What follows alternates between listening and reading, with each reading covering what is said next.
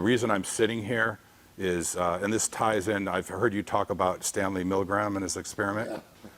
And I just was watching you the other night, and unfortunately, 30%, I say 30% of the media, if that, can really be trusted. 70% of the media these days are public relations arms, and that's got to be exposed. But, you know, I wouldn't be sitting here if it weren't for Rich McHugh and Chris Cuomo. They did a town hall. News Nation has covered this fairly, asked all the tough questions, and every time we get into an interview with other media, it's that experiment. The guy in the white lab coat, they believe that. They just increase the voltage. Yeah. Yeah. Yeah, I see it every day. And then here's the control sample that I'd go to, where the plume was not in Bull Creek, and here's the water samples too. So these are all. Those are in the water column. Yes. So that's The without stirring up the bottom. Yep. Wow. That's without, and I take the sediment too, the sediment. So in the water is an issue. And then here's an example when I, you know, and I'm going to be using, and I'll always credit you because I didn't know about this Stanley's experiment. I mean, it just sums everything up we're dealing with in the media. So this is Time magazine.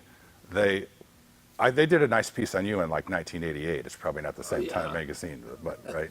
They interviewed me for an hour, and it was fine. They didn't use it, but then they do a piece on, this is the guy from the EPA, and this is what is revolting. This should not be about politics. Mistrust of the government in this largely conservative region has complete. I don't understand what's happening here. Well, that is the guy from the EPA and what I call the public relations picture to make it look like it's the EPA. We're living here. Yeah.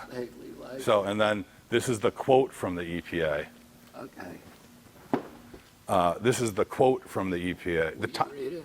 The quote from the EPA, Durno was on his way yet to another meeting with residents. As the face of the EPA response here, he has an unenviable job.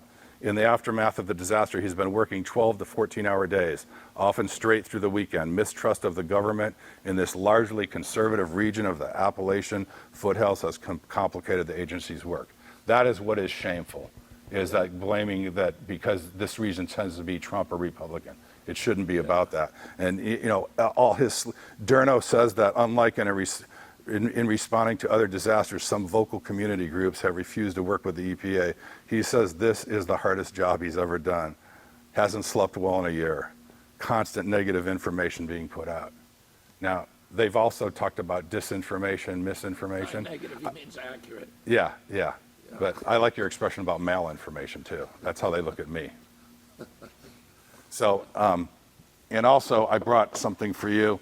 This guy in the blue shirt thing was Hank Bagwell's idea. Yeah. So if and when you become elected president, I would, you know, we need elected officials or any public figures like you to come and join if there is any kind of contamination event, because it's about going into the community and doing the right thing. It's an honor, and I'll be honored to wear this. Thank you very much. Yeah. You're really a hero. Oh, I'm going to switch it back to my photo, sorry.